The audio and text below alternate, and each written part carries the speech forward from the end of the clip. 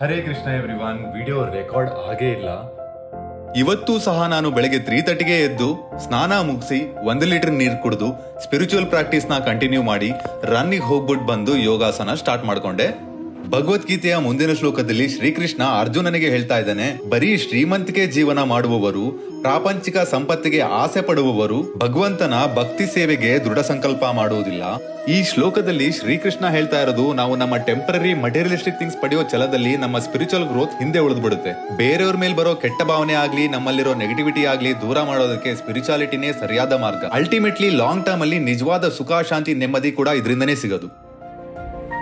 ಇವತ್ತಿನ ಮನೆಯ ಎಲ್ಲಾ ಕೆಲಸ ಮುಗಿಸಿ ಸ್ನಾನ ಮಾಡಿ ದೇವಸ್ಥಾನಕ್ಕೆ ಹೋಗಿ ಬಂದು ಡ್ರೈ ಫ್ರೂಟ್ ಪ್ರೋಟೀನ್ ಶೇಕ್, ರಾಗಿ ಗಂಜಿ, ಜೋಳದ ರೊಟ್ಟಿ ತಿಂದು ಆಫೀಸ್ ಕೆಲಸ ಸ್ಟಾರ್ಟ್ ಮಾಡಿದೆ. ಮಧ್ಯಾಹ್ನ ಪನ್ನೀರ್ ರೈಸ್ ಮತ್ತೆ ಸ್ಪ್ರೌಟ್ಸ್ ತಿಂದು ಸಂಜೆ ಜಿಮ್ಮಿಗೆ ಹೋಗ್ಬಿಟ್ಟು ಚೆಸ್ಟ್ ಟ್ರೈಸೆಪ್ಸ್ ವರ್ಕೌಟ್ ಮಾಡಿದೆ. ಇವತ್ತು ನಾನೇನಾದ್ರೂ ನಿಮ್ನ 1% ಆದ್ರೂ ಮೋಟಿವೇಟ್ ಮಾಡಿದ್ರೆ ಸಬ್ಸ್ಕ್ರೈಬ್ ಮಾಡಿ, ನನ್ನೂ ಮೋಟಿವೇಟ್ ಮಾಡಿ.